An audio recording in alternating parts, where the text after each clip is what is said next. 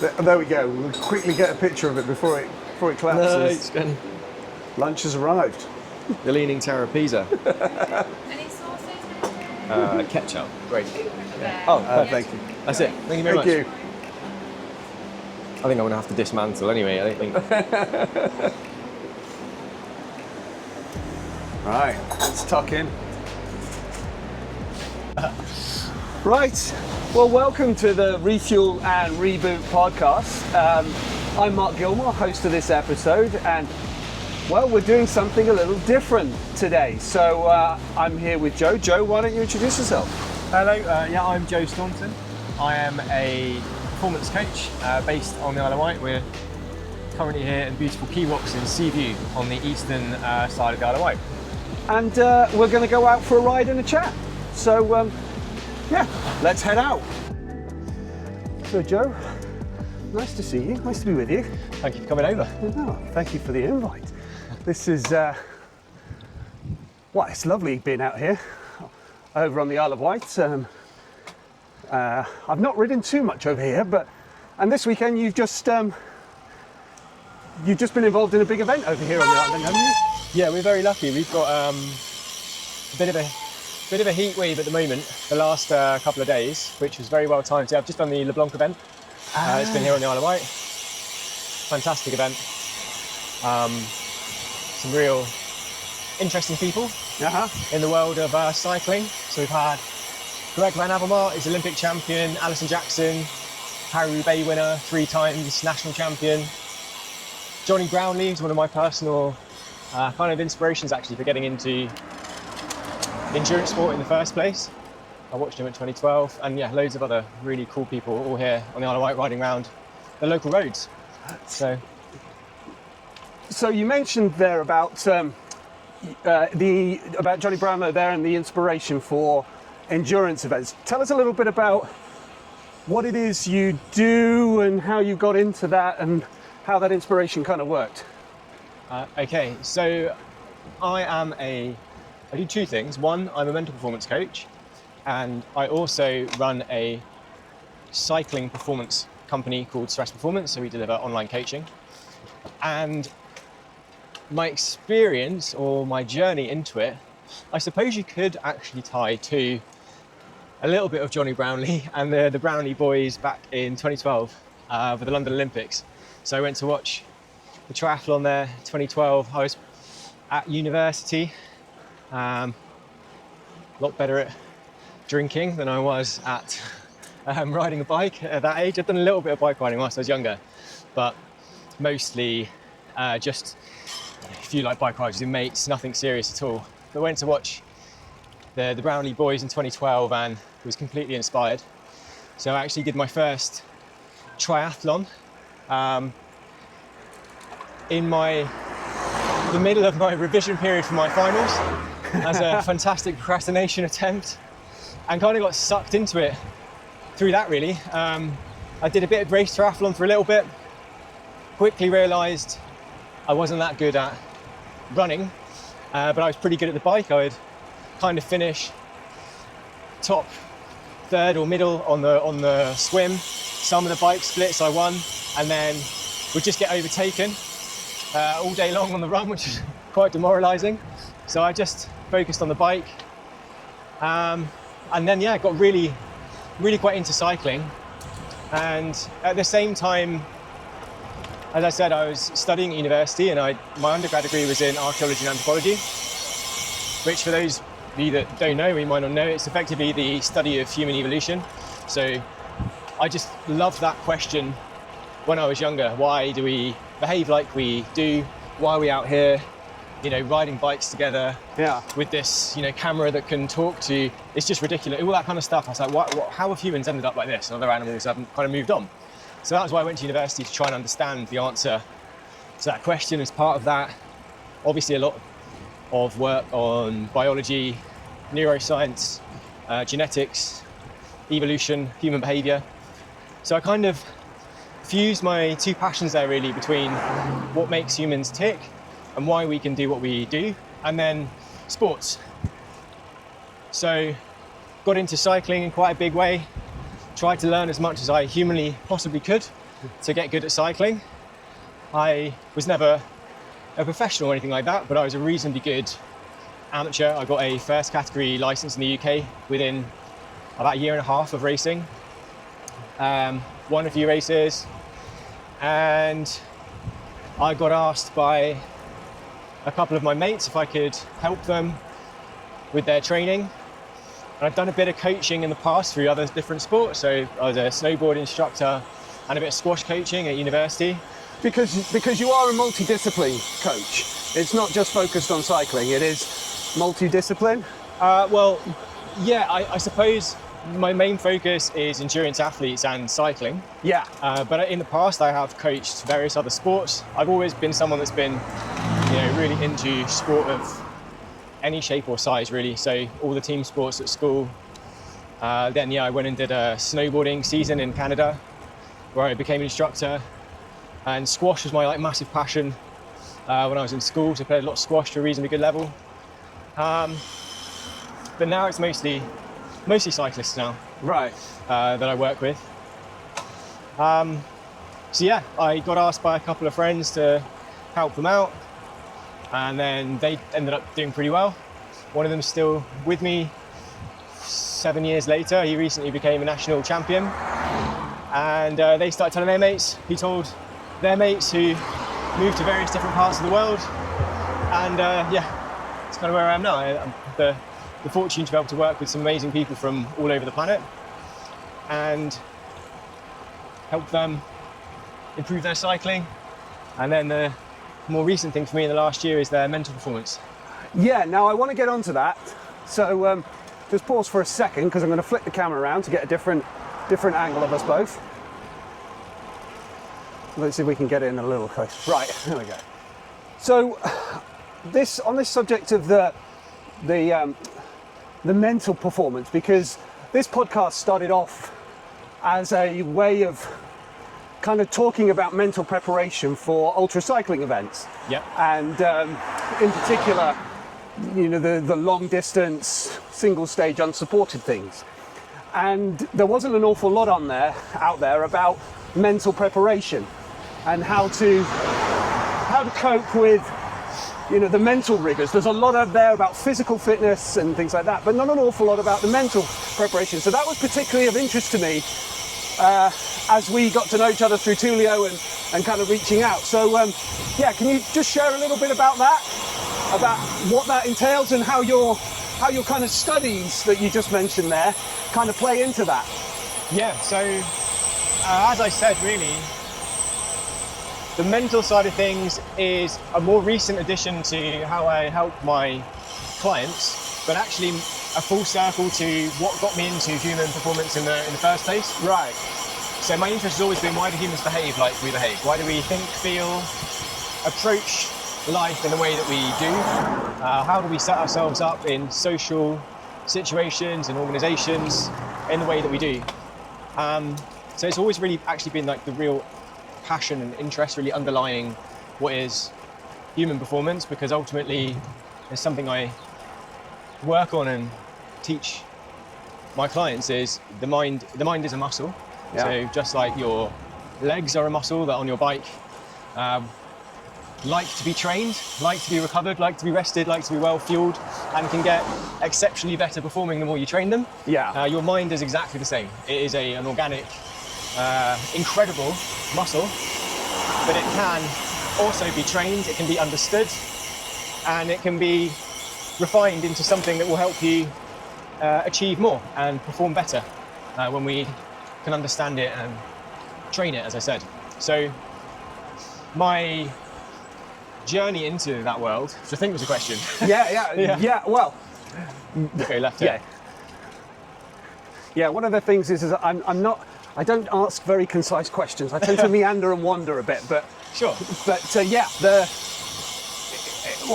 the thing for me that's interesting is about that whole training the mind and training that side of the endurance athlete. But yeah, how did you get into that? How did you kind of find that space? Yeah, well, really, the main thing which made me look into this as an area was I spent, as I said, the last 7 years now training athletes of all varying shapes, sizes, ability levels. I've had clients that have won national championships, clients that just want to get fit and improve their FTP and lose weight, people that want to take on events like the Etape Tour or Haute Route, for example, for the first time. And the physical training and the nutritional side is something I haven't spoke about yet.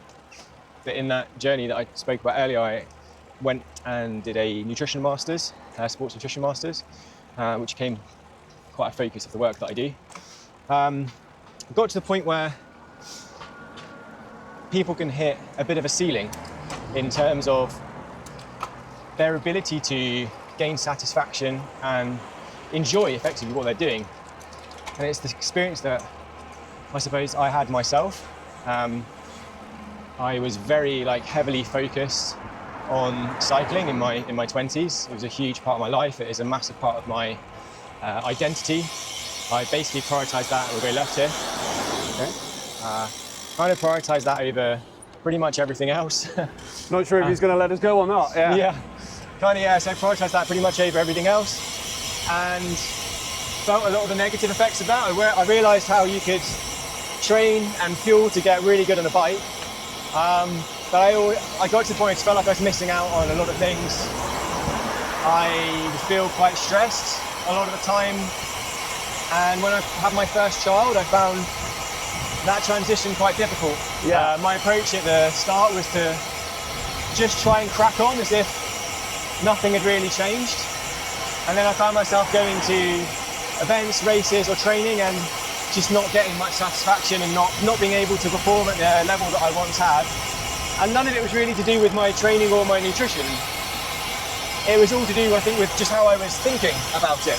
So it got me very interested in how we can think and feel about things, because I've always been an incredibly driven, motivated person. That's a huge part of my life, is always feeling like you're pushing towards something and growing in an area. And it's the kind of... Thank you. Lovely experience. Should we cut that? Should we leave it in? Leave that in. Leave that in. Another one that doesn't understand the safety of being actually, well, we won't go into that, otherwise people will all start to comment about what we're doing. Well, that's a nice example of poor behavioural control. Yeah. And poor mental performance.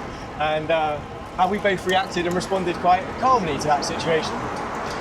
But I think, where was I? Yeah, so I got to the point where I started researching this a lot, and I started noticing it a lot with my clients too. On paper, things to be going incredibly well. Incredible jobs, lots of success, great stuff on the bike, family. But there was always this feeling of wanting to do more, always feeling like they needed to achieve more. Yeah. Which was becoming quite draining for a lot of people, and I was starting to really recognise that myself. So that was my intro really into the world of mental performance, and how can I think differently about this? How can I change my approach? How can I still feel like I'm really achieving whilst giving myself a bit more flexibility and wiggle room and the option to just enjoy a lot more stuff, I think, as well. Yeah. Without the heavy pressure and burden, which is often very common in cyclists. We're driven people, we're motivated, we want to achieve, we want to push hard, we want to see numbers going up all the time, which is an incredibly valuable asset, but also comes with quite a lot of burden and weight, which sometimes, well, I think we get to a point where probably want a different way of managing things. Yeah.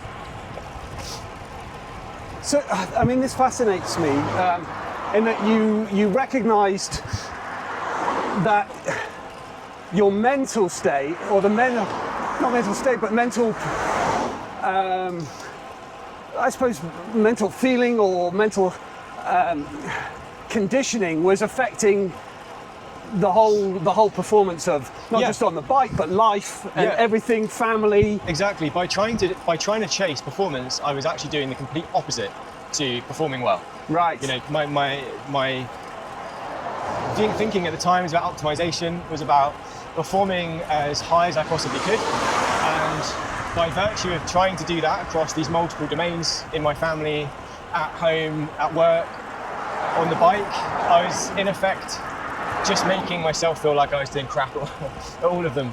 And I thought, this is not the way. I can't, you know, it's not high performance. I think as much as you can try and beat yourself up and try and manipulate yourself into thinking, yeah, I'm pushing hard here, I'm doing the right thing, I'm chasing growth, I'm pushing performance. That was not what was actually happening. You know, when you take a step back in reality, I was feeling quite resentful about a lot of things, feeling a bit generally pissed off, and like I wasn't actually getting the most out of myself. So that was my trajectory into the world of mental performance. Right. So where are we heading? We are going to head to a little place called Sandown on the east coast of the Isle of Wight. We're currently in Bembridge. So we're working our way around the coast, basically the eastern coast, for about a 30k, 40k round trip. Very nice. I must admit, I have seen the round the island signs. Yes. The round the island cycle route signs. So we're kind of taking in the first little bit of the eastern side of the island. Yeah. And I'm not sure how the microphones are picking it up, but it has been quite windy. But we're doing all right now, so hopefully everything's picking up okay. So what brought you to the Isle of Wight? The Isle of Wight? Yeah. I moved down here, my family moved down here when I was 4.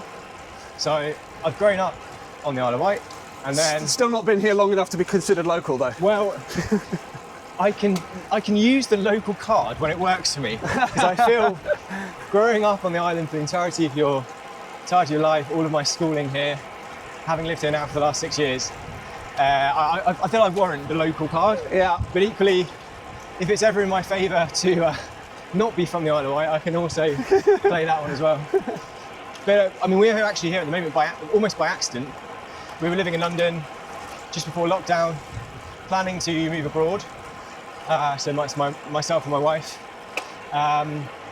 moved back to the island, what was intending to be for 6 months before we moved abroad. And then the first lockdown happened. We'll go left here. So lockdown number 1 happened. We obviously kind of got stuck here and basically like really fell in love with the Isle of Wight. Yeah. I'd gone from living in central London for quite a while at the time to being here, having all of kind of this on the doorstep. The cycling in lockdown was just incredible here. It was like a playground. Oh yeah. Yeah, someone had removed all the people like you had earlier on riding around, and yeah, so riding the bike was amazing. Got a dog, ended up walking the dog in new places that we hadn't been to, and haven't left. I don't think I will. I love it. I think the pace of life's very different here. It's a very calm place, generally. Outside activities are, I think, some of the best that you can get. Some of the roads that you can ride on, some of the scenery. I love being in the sea. So it's a perfect place, and I actually feel like it works in a lot of ways really well for the kind of work that I do. I was going to ask about that, because I suppose most of your clientele and work is actually done remotely. Yes, it's entirely remote. I have clients on, I think, every continent in the world now. I've even got people in places like Costa Rica that I work with. So it's entirely remote. I work with a few people on the Isle of Wight, but 95% of all my clients are located here, there, and everywhere. Yeah. But I think the Isle of Wight gives a backdrop and a home for me that is very calm. It enables me to live in line with my personal values. So our family are all very close by. Got some really good friends, good network here, the outdoor space.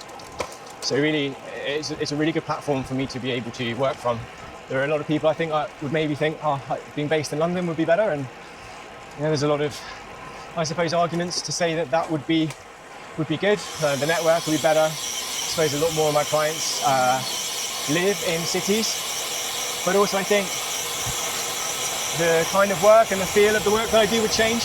Yeah. So I love being here. Well, there's a couple of things I want to pick up on that, actually. Although I'm not sure if my bike descending skills are good enough to hold the camera and talk and ask the question You're doing very well. at the same time. But the things that I just noticed there as you talked about the island and the experience it brings is you mentioned two things. One, calmness. Second, network. Yep. So let's just quickly touch on the network, but then come back to that feeling of calm.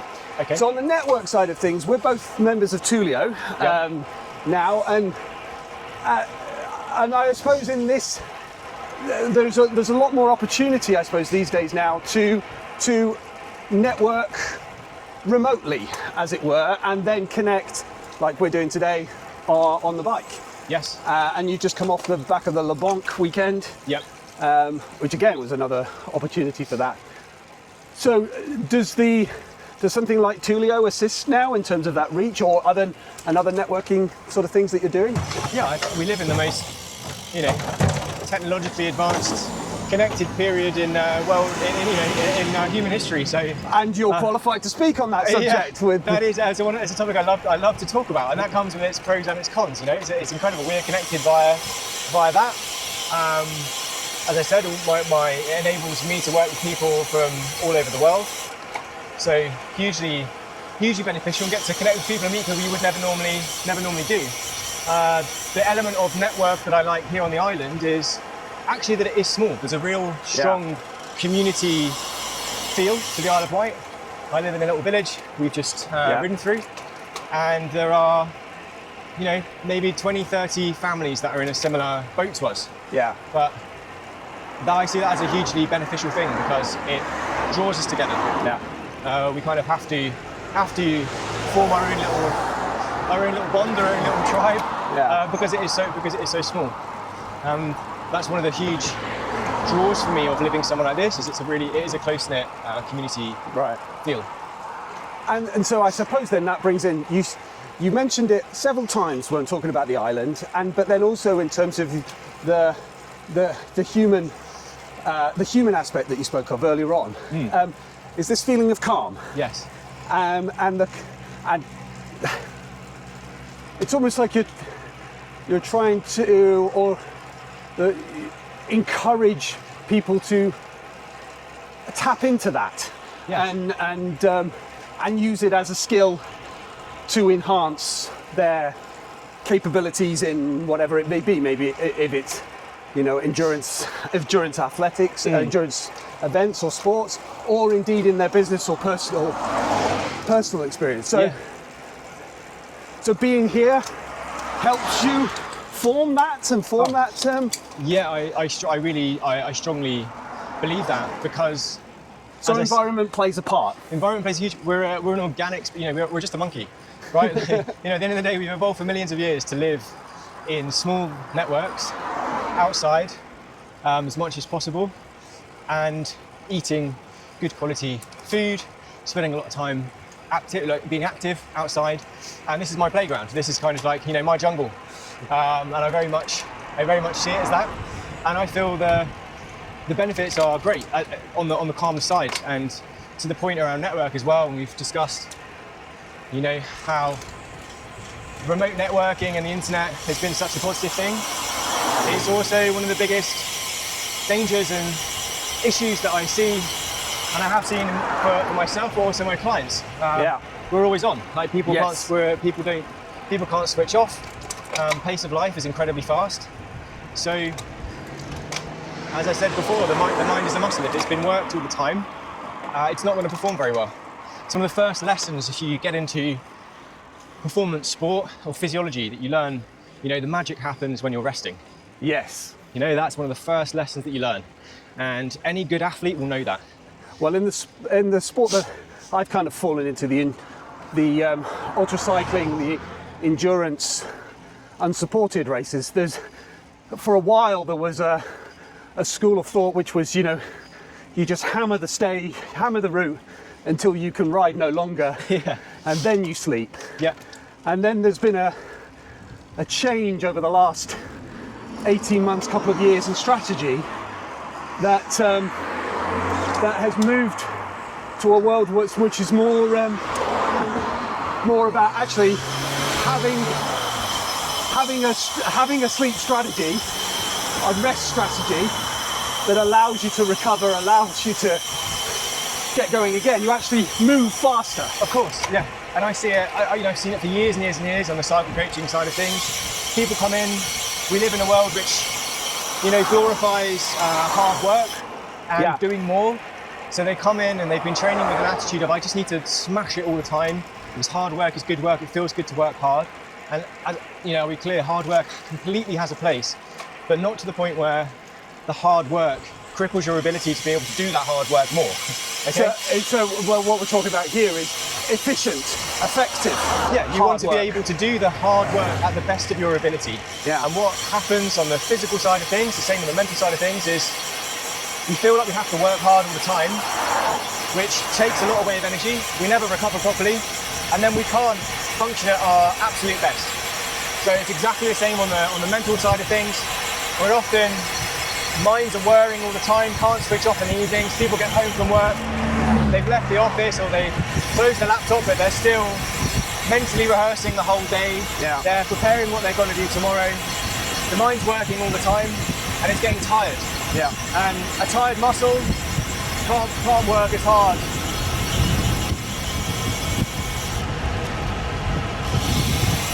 Woo! It's a fast bit. That gust of wind was a little fun on the front wheel there. That was a little enjoyable. It's a great little segment. I love it. It's like one of my little sprint segments. You can smash that corner, come into it, and then there's the little hill here. We won't do that today. We're not smashing today. Yeah. I might end up smashing my other shoulder. So yeah, just to wrap that up, we have to really embrace calmness and trying to mentally recover. Like an athlete would. An athlete will train hard, they will recover very well, and they will train easy. Yeah. Most of us don't treat our minds like that, especially in a commercial sense. When you mix in the commercial side, we go left here. Okay. If you're running a business, got a position of high pressure or multiple responsibility, you then got a family, you're then trying to train on the bike, people end up overloading. Yeah, so we have to remember that like the body, the mind is also a muscle, and if we smash it all day long at work, we come home, we don't switch off, we're working all night, if not in the office, but we're mentally rehearsing, mentally preparing. We've got family that we want to be present for, we've got training that we want to do, so again, physically pushing and draining energy. There's too many mental calories being burnt, and that lowers our performance. So the initial point was about calmness. Yeah. And I believe mental calmness and mental rest and being able to effectively structure your days, weeks, and mind in that way enables considerably greater performance because you can actually turn up and hit things as you'd like to. Yeah. So many people I speak to and I work with, procrastination is an issue. So you want to do something, you know it's really important, but you sit down to do it and you open the email inbox, you start ticking easy jobs off, and before you know it, the day's gone and you haven't even started the thing that you really want to do. That's a consequence of being too mentally overloaded. Yeah. And that is not high performance. So that's what the work I do now is all about. Enabling people to treat their minds with the same rigor and intent that they would often treat their training. Yeah. You make a really interesting point about that, because I think it's quite easy to pick up, or for the layman, a bit easier to understand it in terms of performance on the bike. I need to cycle, I need to exercise the legs, I need to strengthen the muscles, I need to lose weight. If I want to climb up a climb, I want to lose weight so I can get up that climb easier because I've got less to. But what you're saying there about the mind side of things and the mental health side of things, and that I think that's a little bit more elusive to understand, or a little bit more difficult to understand for most of us. Mm-hmm.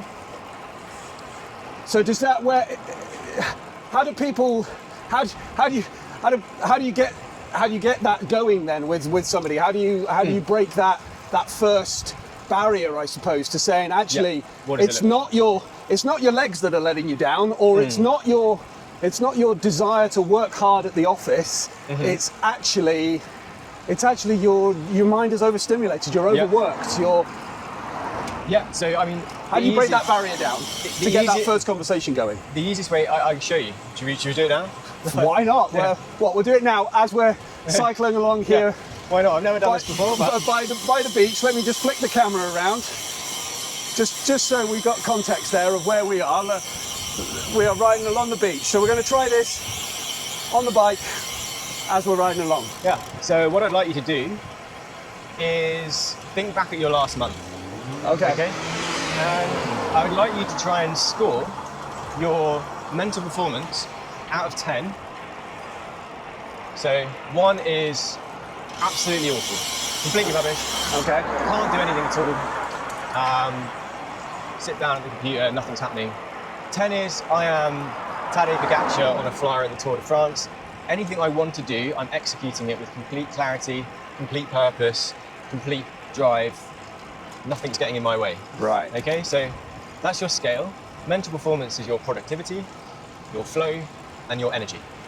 So if you were to score your mental performance, the last month, 1 to 10, where would you score it? Do you know I have had moments where I've been pushing up to a 7 or an 8, but they don't last long. Okay. And so that brings my average down for the month, because I think I experience quite long periods of that, as you mentioned earlier, that procrastination or working on other tasks before I get the real task done that I want to. Okay. So if I was to push you for a score out of 10, For the whole month? yeah, on average. Yeah, maybe a 4 or 5. Okay. And if you were to bring that score more towards a 10, so those pockets of time that you have that you feel like things are going really well, Yeah, which I know I'm capable of. you know you're capable of. Yeah. If there was one thing that would drive that score out, fill that gap, that you could cut out, what would it be? Is it the procrastination or something else? Yeah, it would definitely be the procrastination or the distraction. Removing a distraction, yeah. Okay, great. So can you find me a time when you're most likely to procrastinate? Monday morning. Monday morning. Yeah, I find Mondays difficult. Being self-employed, and unless it's already planned in, like for example today. Today was not a difficult day. So is it the white space that you might encounter Yes. on a Monday morning? Yeah. So there's nothing fixed in the diary? Yeah. Okay. And when you sit down then on that Monday morning and you're looking at white space and you've got something that you know that you want to do, but you're not doing, and you're ticking off other tasks, is there a feeling associated with that? If I was to ask you to think about how you might feel in that moment, how would you feel?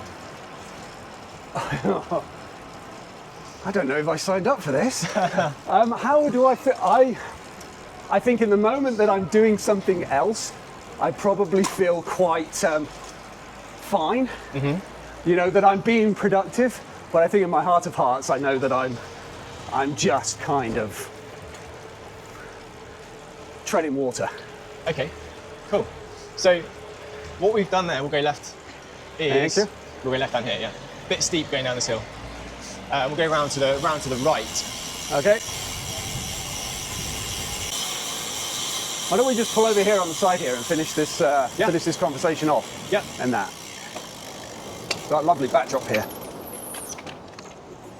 Cool. So if we go back to, I asked you, is there a feeling associated with that time, the white space time? Yeah. And you said that when you're thinking about doing a particular piece of work, there might be a feeling that's making you not feel like you're being productive enough or doing enough. Okay, so what we've done there from a mental performance perspective is identify the feeling or emotion which is creating some of your procrastination. Yeah. So we don't, as human beings, avoid tasks. We avoid doing the task itself. We often avoid the feeling that it might make us feel. Right. Okay. So what I would do with you is help you understand what is it that you're avoiding doing. What is the feeling that you're avoiding? Why is that feeling there? And then helping you manage that so that you can do the thing without worrying about the feeling. How interesting. So you're actually treating the root cause rather than the symptom. The symptom is the The procrastination. symptom is the procrastination, and this is a lot of the thing I find it myself, I find it with some of my clients. You can read a lot of books, you can read a lot of podcasts, or listen to a lot of podcasts on this kind of thing, mental performance. Very good generic tools and tips, but it's always personal. You know, your own mind is a completely unique muscle, and there'll be a particular way that it works and it feels to you, which you will need to navigate in order to help you stop procrastinating. There are great, hacks that people can do, but really, if you want to get to the core of something, it involves a bit of interrogating your own thinking. Right. Interesting. Well, thank you for that. That's great insight. I think those listening to the podcast are going to be intrigued by that, or hopefully watching this also, will be intrigued like that. So, well, should we head off for a cafe stop? Your cafe awaits. Fantastic. Are you hungry, or are you? I am always hungry, so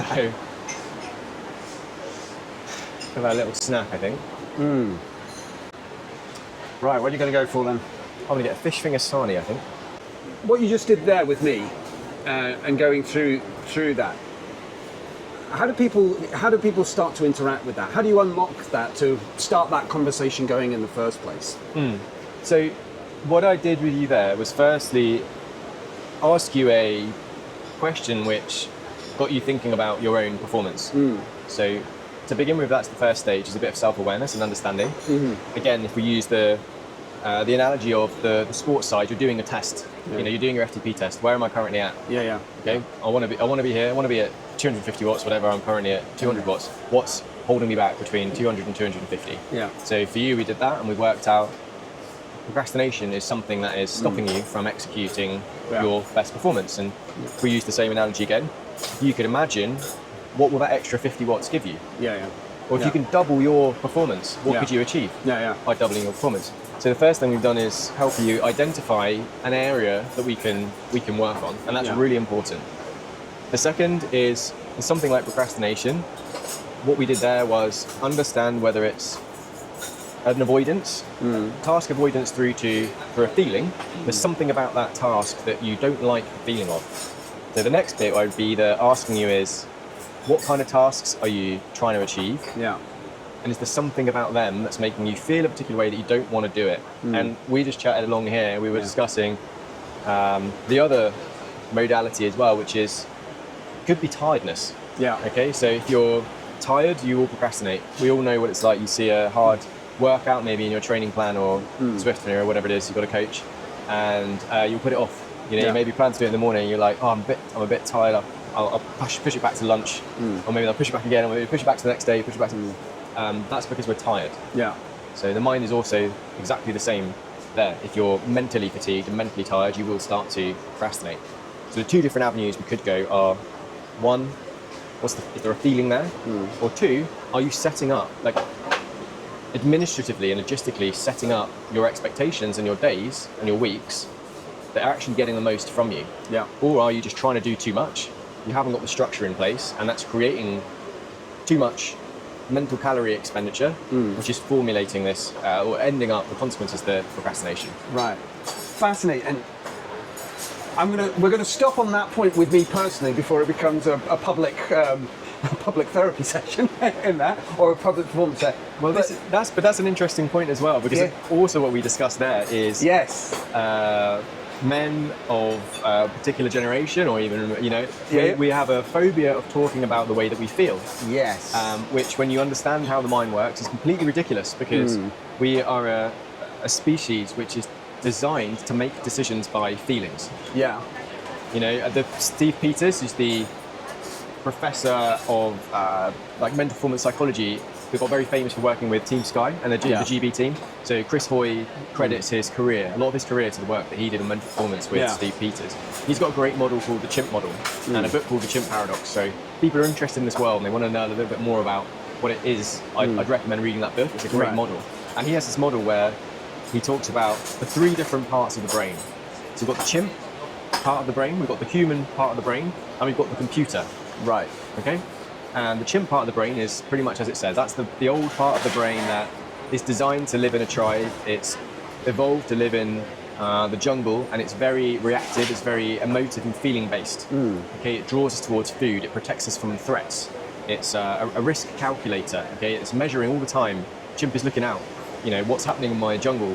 Where's the food? Where are the threats? Where are the people that might hurt me? What other things might come into my territory? Where's my mate? Where I want to find my mate? That's how the chimp operates. The human is very logistical. That's me. Thank you very much. Thank you.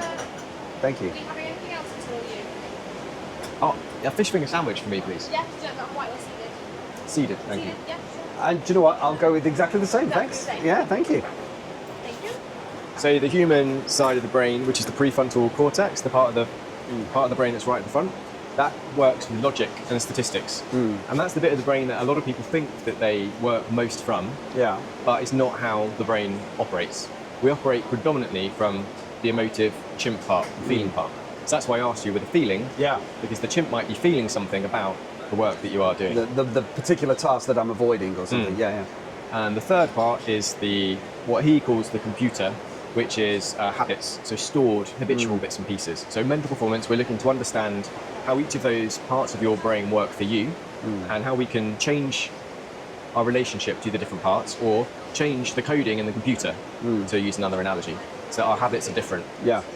And that's about form. So that's maybe moving into forming good habits and what can be perceived as good habits, the things that age your ability to use that. Or recognizing when the chimp that's based on the feeling and emotion is hijacking your thoughts or hijacking your ability to do something. Yeah. So again, it happening all the time, but nervousness from a sports perspective is one that elite athletes will work on a lot.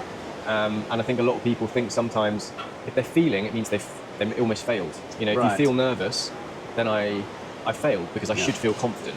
So part of the work you do is actually to tap in, understand, identify those feelings, understand them, and then be able to work to the advantage with those, Exactly. not against them. Exactly. Yeah. Yeah, very, very, very, very interesting. And I looked on your website about the human machine side of things. I think is that what you call it?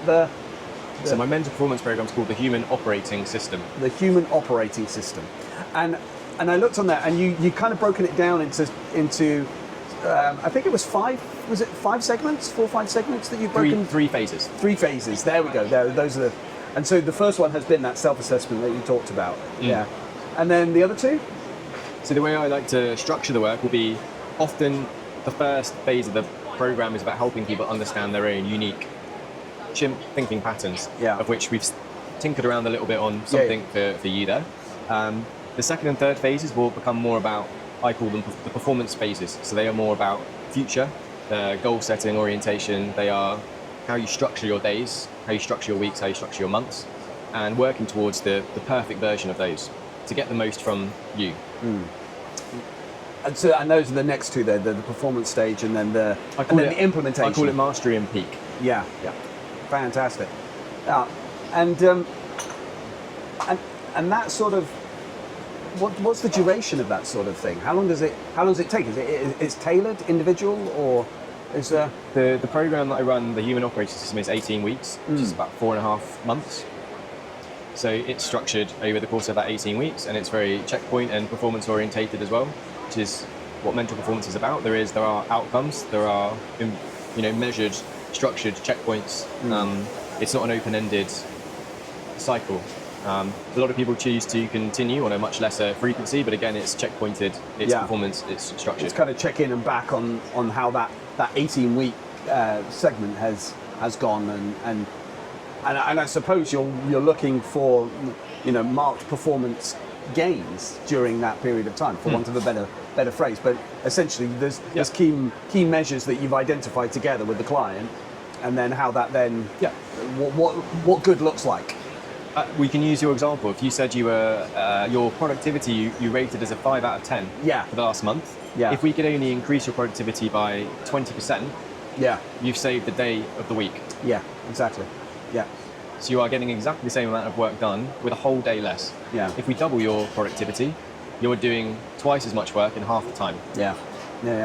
And those are then clear measurables that can be extracted from that 18-week sort of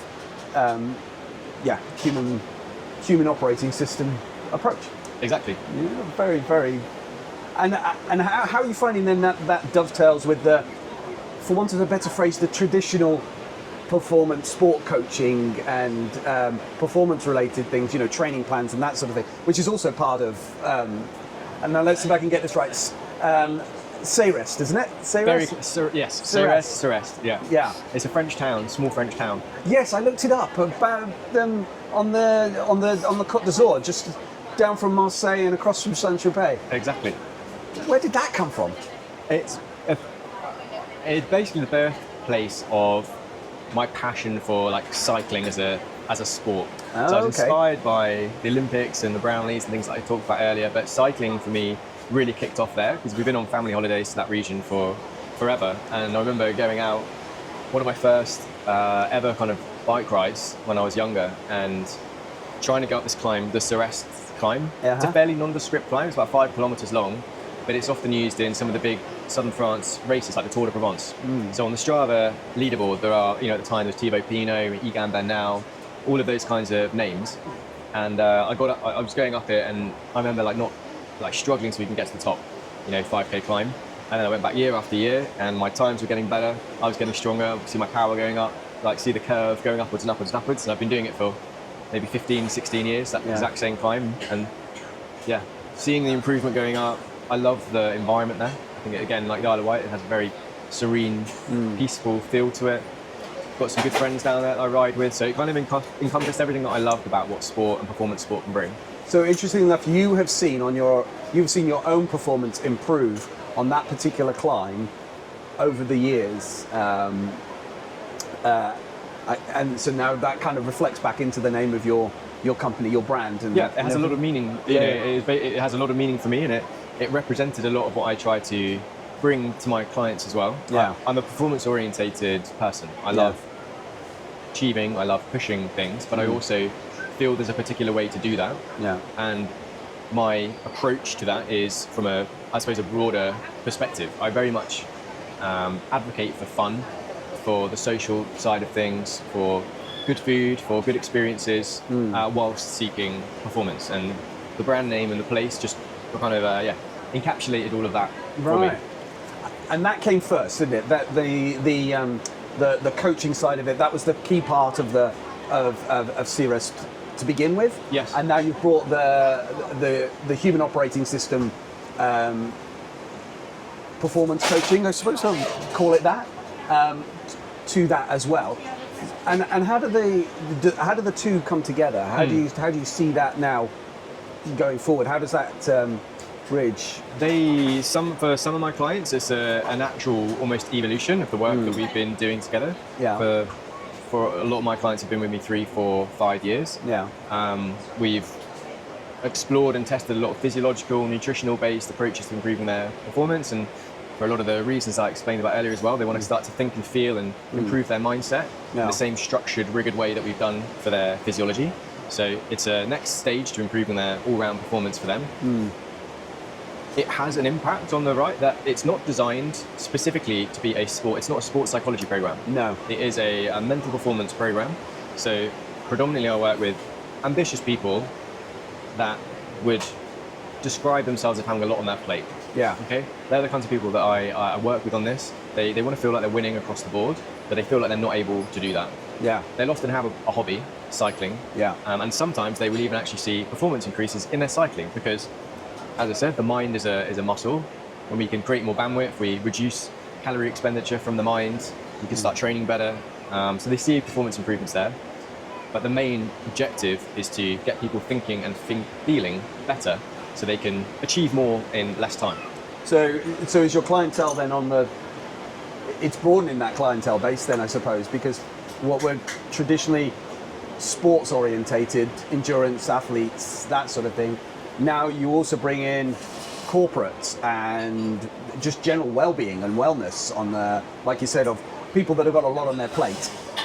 Which doesn't necessarily mean they're all CEOs, but people that have got a lot on their plate across all sorts of domains. That's and a lot of people will say to me one of the main things is the balance isn't right. Okay, and people talk a lot about balance, and that's a word that gets used a lot. I don't have the balance. I'm I don't have presence at home. I feel like if I concentrate on work, then my cycling slips and I start to beat myself up because of that, or the family goes out the window and I'm not present with my kids at home because I'm bringing work home. So there's a lot of the symptoms that I help people work with through operating their mind better. So that they can handle it better and make that jump from one to another more efficiently, I suppose.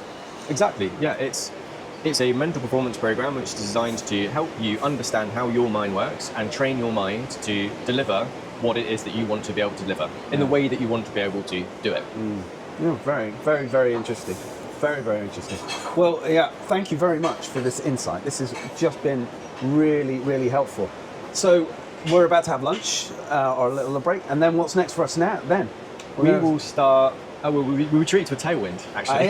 We've been blasting into the headwind, so... So it'll be interesting to see how much of the audio has actually come out. If anyone can hear anything that we've said. Might have to repeat the whole thing going back. So we'll start working our way back, and we'll probably come inland a little bit now. We've been working our way along the coast for the majority of this ride, and we'll go inland, and we'll go through a vineyard, actually. One of the oldest vineyards in the UK. Oh, very good. A Roman vineyard. And one of the very few places where they can actually grow. Decent grapes. Yeah, we can. We also grow lemons on the Isle of Wight as well. Yeah, it does have its own climate. I live just across the Solent there, and I've visited the island many times over the years, and it's just got its own. It's a very unique place, isn't it, over here, in all sorts of ways, from culture, from atmosphere, from what we talked about a little earlier on about that laid-back approach. But yeah, thank you for inviting me over to the island and taking me out on a spin. And we'll catch a little bit more as we head back. Yeah, absolute pleasure. Thank you for coming over. There we go. We'll quickly get a picture of it before it collapses. Nice. Lunch has arrived. The Leaning Tower of Pisa. Any sauces? Ketchup. Great. Thank you. That's it. Thank you very much. Thank you. I think I'm going to have to dismantle anyway. I don't think. Right, let's tuck in. Fabulous.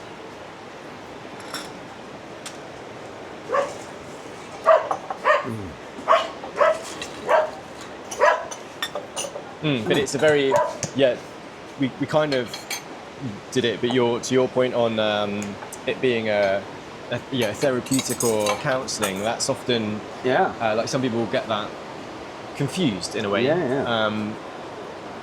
But it's a really interesting insight. Again, from my perspective, because it probably tells me that person is not that accustomed to speaking about how they feel. Yeah. So do you find that often with the people that you're talking to, that they haven't tapped into that previously, particularly the feeling side? Yeah. That they confuse it with therapy? Yes, absolutely. Because a lot of these, high-performing people see it as a weakness to speak about feelings. Yeah. If you're an exec, founder, C-suite person that's really ambitious, you can often, or society has often conditioned us to feel like you should just be able to deal with it. Just crack on, be hard, suck it up, move on with it. Which has, in a lot of ways, the complete opposite effect. What it does is bottle things up and create a lot of pressure and internal strain, which at some point will have to go somewhere. And most of the people, or everyone that I work with, to be honest, in those kinds of positions and roles on this work, finds it an unbelievable release to be able to explore the way that they do think and feel about things. Yeah. And actually it's a huge tool for your performance, because you're not just trying to ignore. There are definitely times where it is a case of cracking on. Yeah. But it's understanding. Yeah, it doesn't replace hard graft. No, I feel that actually we should do more hard graft. Yeah. By not just ignoring. Ignoring warning signals on the dashboard doesn't end well. As you said earlier. To the very point, how topical that is, because as I pulled up today, the engine management light came on my car. And the warning signals for people, if you're continually frustrated, you are waking up in the middle of the night thinking about work, you are not able to find any kinds of presence, getting snappy, feeling very reactive, feeling quite drained. They are warning signals that you are not listening to something in the mind. Yeah. And it's either a case of continuing like that and going, is this high performance for me? You know, suck it up, continue to feel that way. Do you really feel that's high performing? Or do you try and understand what's happening and retune the mind and understand it?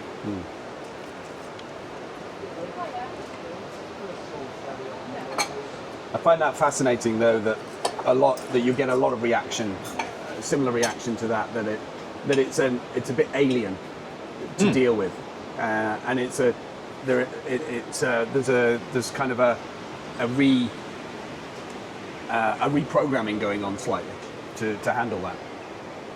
Yeah, because as I said, a lot of societal mantra is about just get on with it, like graft, Goggins it out, and there are elements, as I said, of merit in a lot of those approaches, but you're almost trying to work with a system, and I call it the human operating system, that's not really designed to do that all the time.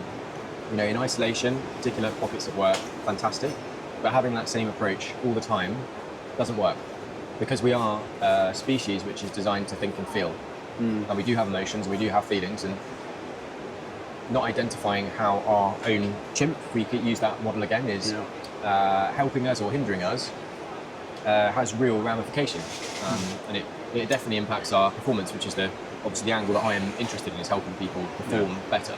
Yeah. Thank you. Right, this looks rather good. Let's polish this off and get back on the bikes. Okay, so we were talking at lunch there, actually, about some of the other things you've been involved in, or are involved in. So should we start off with a bit about Sport England, because then that follows into Hot Route, doesn't it? Yes, yeah, it does. Yeah. So my last desk job, or 9 to 5 job, as I call it, we'll go right here, as I call it, was for Sport England, which is the government's civil service arm that's responsible for investing government and lottery funds into sport within the UK. Right. So my role there was in data innovation. So I was tasked with running, actually at the time, an AI project 8-9 years ago now. So was it called AI back then? No, it was called machine learning. It was called data analytics. Yeah, there we go. So yeah, data analytics project, and also some innovation projects. So yeah, how we could use sports data and different thinking to get more people doing some form of physical activity for all of the benefits as cyclists that we know, the physical benefits, the mental well-being benefits, the GDP benefits, all those kinds of good things. And yeah, as a consequence of that, the director that I had at the time went to work for Nirvana, which looked after an event called the Haute Route. So I became aware of the Haute Route, which is a 7-day stage race in the French Alps, which is kind of billed as being the closest thing to the Tour de France that an amateur can do. Yes, and I can personally attest to that. I rode the 2017 version from Nice to Geneva. Yeah, incredible event, and obviously I watched the Netflix documentary Icarus, which features the Haute Route. It does, yes, that's right. Yeah, which is a brilliant watch if you haven't watched it. And so yeah, long story short, I ended up getting a little bit involved with the Haute Route, and I'm still involved with them now. I create training and preparation materials for the competitors, and go and ride the event myself. So that's my kind of involvement with them.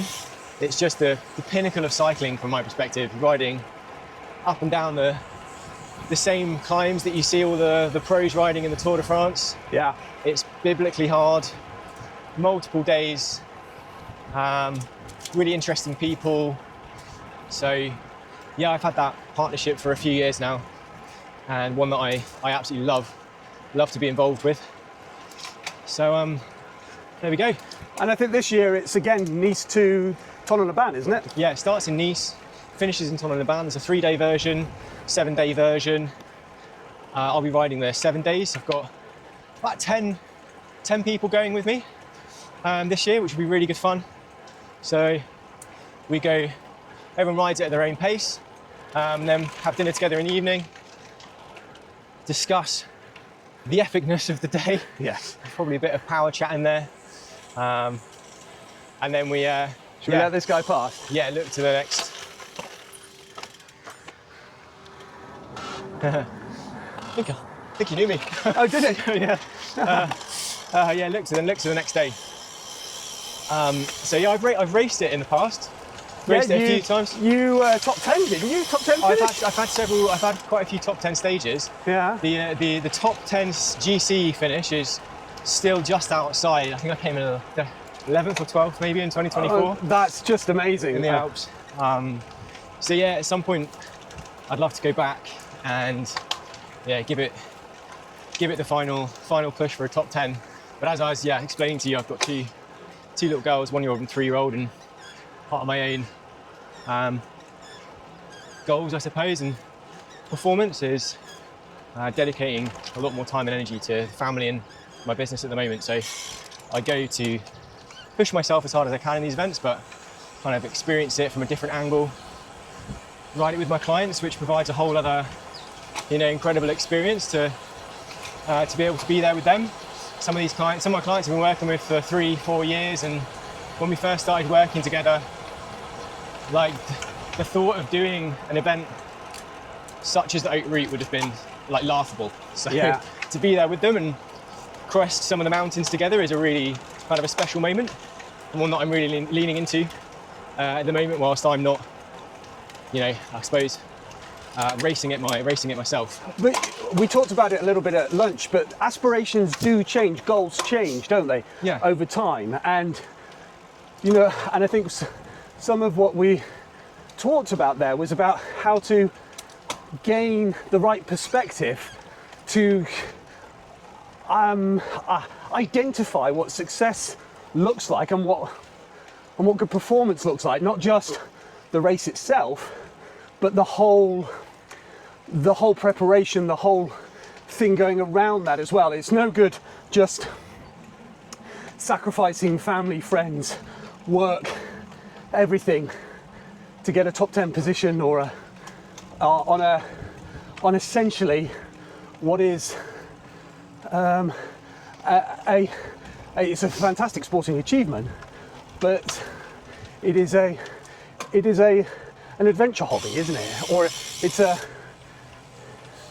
it's bringing those goals into perspective across the whole being, so that you can be successful at the race, at home, with family, in work, all at the same time. Yeah, it is possible to do it all. Well, yeah, and it's defined, because then it comes down to defining what your success means for you in the particular, chapter that you're in, or the particular phase of life that you are in. And for me, success at the moment doesn't look like me missing a lot of time at home to train 20 hours a week.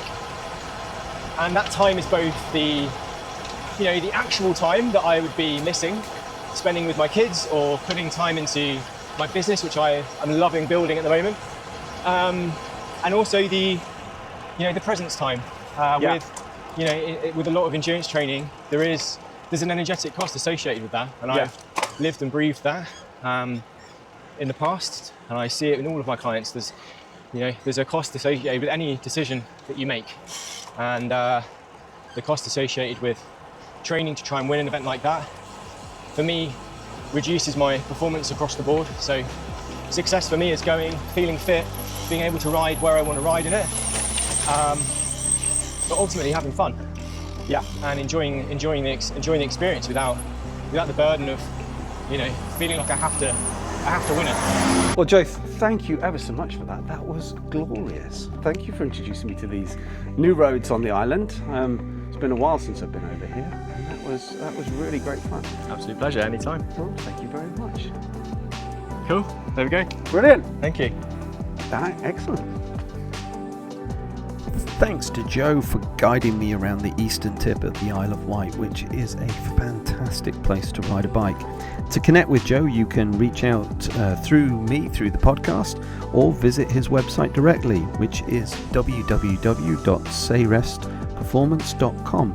That's Ceyreste, spelt Ceyreste. To view or listen to more content, please don't forget to subscribe and follow on your favourite podcast platform, or on my YouTube channel for the video content. So till next time, thank you.